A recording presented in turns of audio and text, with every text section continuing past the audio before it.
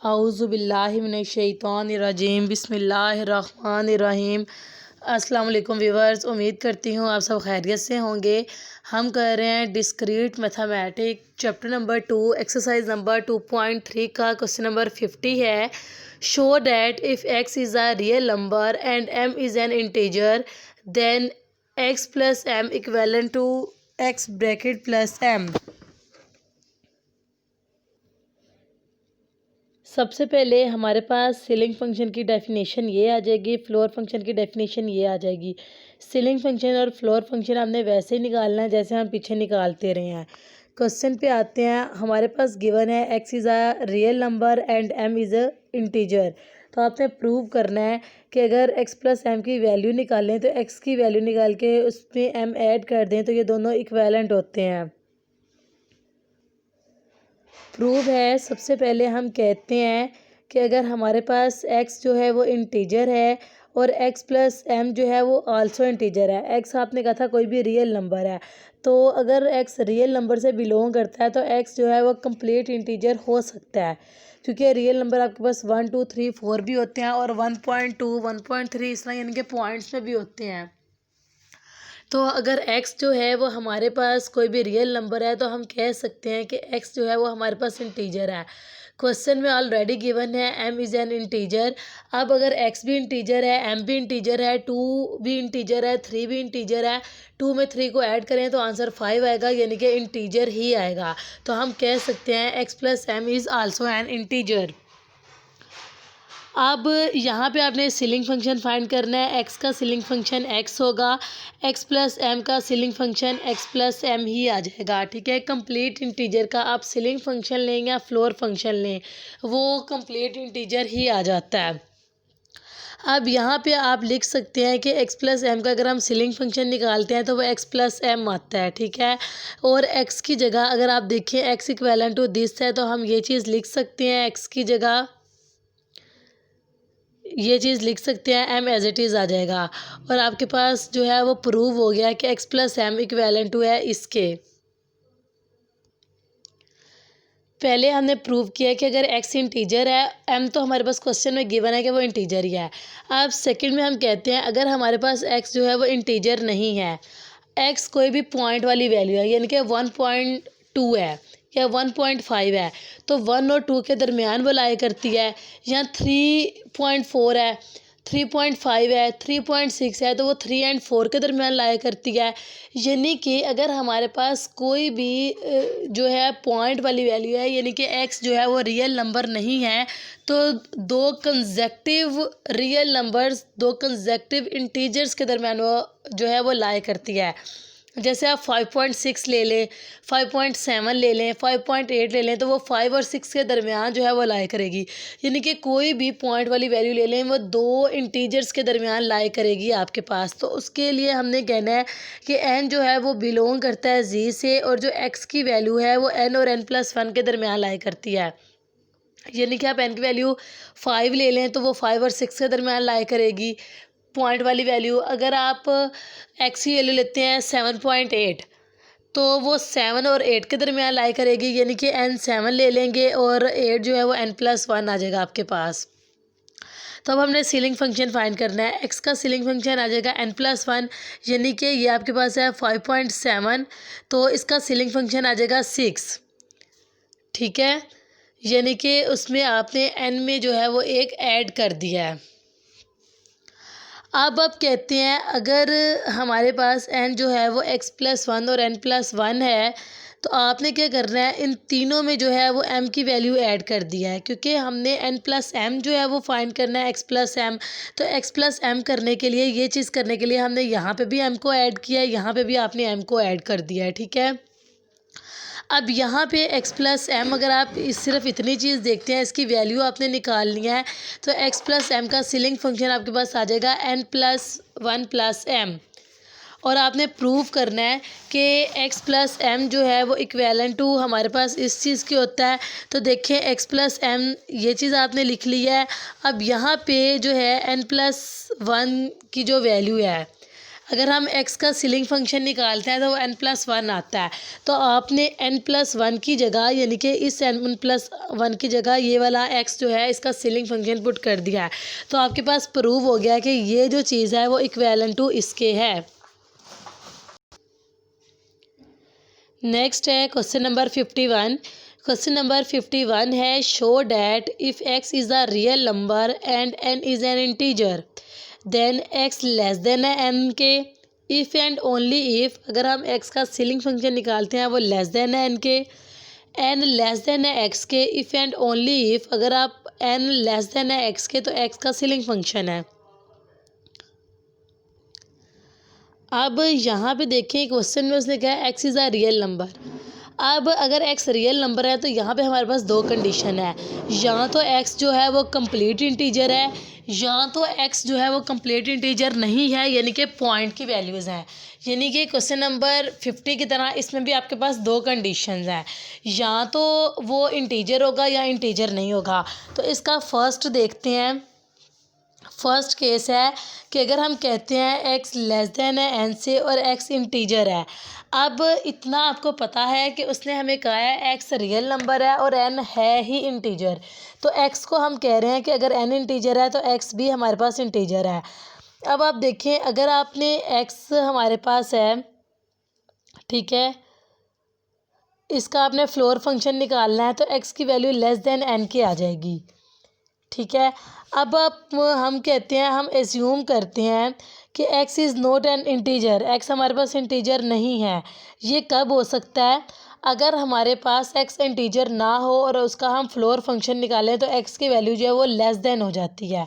तो ये उस कंडीशन में हो सकता है कि x जो है वो इंटीजर ना हो, यानी कि पॉइंट की वैल्यूज़ हो। क्योंकि आपको पता है अगर x हमारे पास इंटीजर हो जाए, उसका सीलिंग या फ्लोर फंक्शन निकालें तो वो एग्जैक्ट वही इंटीजर आ जाता है। अब एक्स लाई करता है कोई से दो कंसेक्टिव नंबर्स के दरमियान, जिस तरह मैंने आपको पीछे एग्जांपल दी है कि अगर 5.7 है तो वो 5 और 6 के दरमियान लाई करता है। 5.8 भी 5 और 6 के दरमियान लाई करता है। 5 और 6 दो कंसेक्टिव नंबर हैं। कोई भी पॉइंट की वैल्यू जब आएगी तो वो दो कंसेक्टिव नंबर्स के दरमियान लाई करेगी। तो हम लिखेंगे उसे m और x। m जो है लेस देन है x और m+1, यानी कि x जो है वो m और m+1 के दरमियान लाई करता है। अब आपने x का फ्लोर फंक्शन निकालना है, ठीक है। x का फ्लोर फंक्शन हमारे पास m आ जाएगा और x का जो है आपने ये चीज़ ड्राइव करनी है कि x लेस देन है n से, ठीक है। x equivalent to m less than है x देन है n से, कि m जो है वो हमारे पास क्या आया है, फ्लोर फंक्शन आया है, और n जो है वो इंटीजर है। n इंटीजर है, m फ्लोर फंक्शन है, और x इसके दरमियान लाया करता है। क्योंकि फ्लोर फंक्शन में हम पिछली वैल्यू लिख लेते हैं, इसीलिए फ्लोर फंक्शन x का लिया तो m आ गया, ठीक है। तो x वैल्यू ज़्यादा थी, उसका फ्लोर फंक्शन निकला वो m आ गया, और n जो है हमारे पास कंप्लीट इंटीजर है, तो x m और n के दरमियान लाया करता है। अब अगर x लेस देन है n के तो इसका फ्लोर फंक्शन भी लेस देन होगा n के। अब यहाँ पे इसका सेकंड पार्ट देखें। हम कहते हैं x जो इंटीजर है तो x लेस देन है n के। सिमिलरली उसी तरह दो कंसेक्टिव नंबर ले लिए हैं। अब आपने फ्लोर फंक्शन निकाला है x का तो वो m आ जाएगा। अब यहाँ पे आपको पता है कि फ्लोर फंक्शन में हम पिछली वैल्यू लेते हैं। अब अगर पिछली वैल्यू लेते हैं तो हम m जो है ऑटोमेटिकली लेस देन हो जाएगा n से, क्योंकि n कंप्लीट इंटीजर है और m जो है वो हमने रियल नंबर की पिछली वैल्यू ली है। तो यानी कि हमारे पास 3.4 था और ये था हमारे पास x की वैल्यू, और 5 थी हमारे पास इंटीजर। जब आप इसका फ्लोर फंक्शन लेंगे तो वो 3 आ जाएगा और n की वैल्यू 5 ही रहेगी। तो हम कह सकते हैं इसका जो फ्लोर फंक्शन उसने m लेट किया है, यानी कि 3 को वो m कह रहा है, ठीक है। तो m जो है लेस देन है n से। अब यहाँ पे अगर हम डिफरेंट टीचर देखते हैं तो यहाँ पे +1 करते हैं, तो +1 करके भी अगर हम 3 में +1 करते हैं 4 आ जाता है, फिर भी वो लेस देन ही रहता है n के। या हो सकता है कि 4.5 हो, ठीक है, तो वो 4 हो जाए, यानी कि इक्वेलेंट आ जाए उसके। या ये 5 पॉइंट समथिंग हो, ठीक है, 5.5 हो, तब भी अगर आप निकालेंगे तब भी अगर आप निकालेंगे इसकी वैल्यू तो वो यहाँ तो less than equivalent to n के आ जाएगी या लेस देन आएगी। ठीक है, अब यहाँ पे अगर हम यूज़ करते हैं कि m की वैल्यू लेस देन है x से और लेस देन है m+1 से, ठीक है, तो आपके पास आ जाएगा x m+1 ये, और ये चीज़ है लेस देन n के, तो यहाँ पे आगे हम लिख देंगे less than equivalent to n के, और यहाँ पे नीचे आपके पास ये चीज़ प्रूव हो जाएगी। आप इसे लिख देंगे कि x का हम सीलिंग फंक्शन या फ्लोर फंक्शन निकालते हैं तो वो लेस देन है n के, और x जो है वो लेस देन है n के। सेम है हमारे पास क्वेश्चन नंबर इसका बी पार्ट, के बी पार्ट में आप कहते हो एन लेस देन है एक्स ए। सिमिलरली वही चीज़ आ जाएगी इसके सीलिंग फंक्शन के इक्वेलेंट। उसी तरह आपने दो कंसेक्टिव नंबर के दरमियान लाई करता है, उसी तरह आपने सीलिंग फंक्शन निकाल लेना है, वैल्यूज़ पुट करनी है और आपके पास ये चीज़ प्रूफ हो जाएगी। उसके बाद इसका सेकंड पार्ट है। सेकंड पार्ट में भी बस यहाँ पे हम ले रहे हैं एन लेस देन एक्स के, उसी तरह दो कंसेक्टिव नंबर के दरमियान लाई करता है। अब इसका सीलिंग फंक्शन लें, एक्स है तो +1 आ जाएगा, एन जो है वो लेस देन है m+1 के। ठीक है, एटलीस्ट डिफ़र करना है -1 कर देंगे। ठीक है, 1 का डिफ़र ही आता है ना, या तो आप उससे हाईएस्ट इंटीजर ले लेते हैं या उससे लोएस्ट इंटीजर ले लेते हैं, तो एटलीस्ट हमारे पास 1 का डिफ़र आता है। अगर हम एक वैल्यू पीछे जाते हैं या एक वैल्यू आगे जाते हैं, तो इसमें से अगर आपने सीलिंग फंक्शन लिया था तो हम 1 को माइनस कर दिया है। ठीक है, तो वो m आ जाएगा आपके पास। ठीक है, और n लेस देन है x के हो जाएगा, क्योंकि m जो है वो लेस देन है x के, अगर आप इस चीज़ के अकॉर्डिंग देखते हैं। अब यहाँ पे क्वेश्चन नंबर 52 है, show that if x is a real number and n is an integer, then आपने ये चीज़ प्रूव करनी है कि x less than equivalent to n क्या है। अगर x का सीलिंग फंक्शन है, फ्लोर फंक्शन निकालना तो वो less than equivalent to n क्या है। यानी कि सेम क्वेश्चन नंबर 51 है, just less than equivalent to का साइन आ गया है। इसका जो है आंसर मैं आपको दिखा देती हूँ, लेकिन सेम उसी तरह उन्हीं लाइन्स पे है जिससे हमने क्वेश्चन नंबर 51 किया है। यहाँ पे देखें सेम आपके पास उसी तरह उन्हीं लाइन में सॉल्यूशन है, कुछ भी डिफरेंस जो है इसमें नहीं है। फर्स्ट पार्ट है, अगर x लेस देन है इक्वेलेंट टू n के, ये चीज़ बस यहाँ पे इक्वेलेंट का साइन आ गया है, बाकी सारा सेम एज इट इज़ वो है आपका प्रूव हो जाएगा। इसी तरह सेकंड पार्ट है कि पहले x इंटीजर था, अब x is not an integer, same उसी तरह उन्हीं लाइन्स पे आपका ये भी प्रूव हो जाएगा। उसके बाद नेक्स्ट है बी पार्ट कि अगर n लेस देन है x से, ये भी आपके पास सेम उसी तरह उन्हीं लाइन्स पे जिसका क्वेश्चन नंबर 51 की है। उसके बाद इसका सेकंड पार्ट है कि अगर n लेस देन है x के फंक्शन के, तो आपने प्रूव करना है ये चीज़, सेम उसी तरह उन्हीं लाइन्स पे आपकी ये चीज़ भी प्रूव हो जाएगी। इसके बाद है नेक्स्ट क्वेश्चन नंबर 53 में वो कह रहे हैं prove that if n is an integer then n/2 equivalent to n/2 if n is an even and n-1/2 n is odd. Question number 53 prove करना है। अब यहाँ पे देखें हमारे पास गिवन है n is an integer, prove करना है कि n/2 का इवन है तो n/2 आ जाएगा। अगर n/2 जो है इक्वेलेंट टू n-1/2 है, अगर n जो है वो ओड है, ये चीज़ प्रूव करनी है।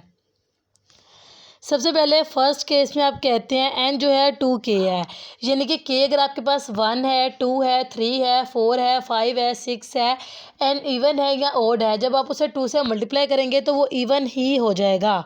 ठीक है, अब यहाँ पे n को भी 2 से डिवाइड किया है और ये n इक्वेलेंट टू 2k है, दोनों साइड में 2 से डिवाइड कर दिया है, 2 से कैंसिल हो गया, तो n/2 इक्वेलेंट टू k के आ गया आपके पास।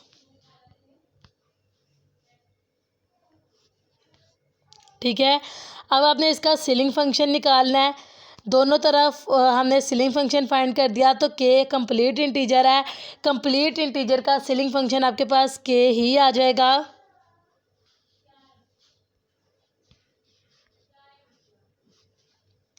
ठीक है, और n/2 भी कंप्लीट इंटीजर है तो n/2 ही आ जाएगा, तो प्रूव हो गया k इक्वेलेंट टू n/2k है। अब यहाँ पे देखें, अगर कहते हैं सेकंड केस है n इज़ एन ओड, ठीक है।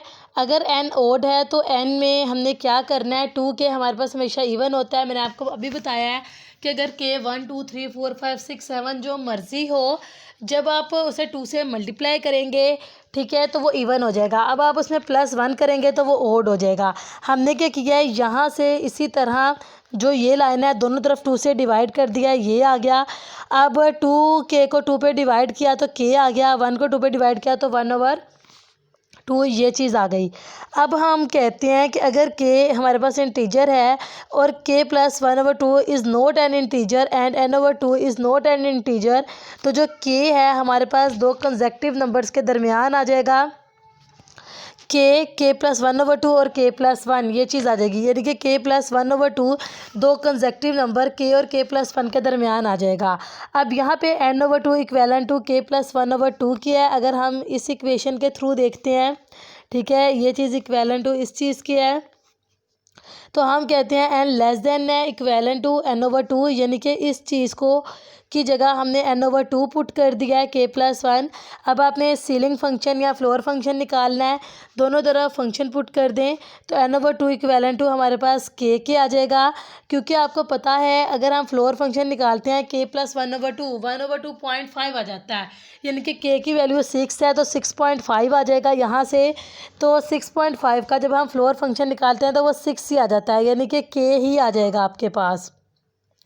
तो हमने क्या है, n/2 का जो फ्लोर फंक्शन है वो k है।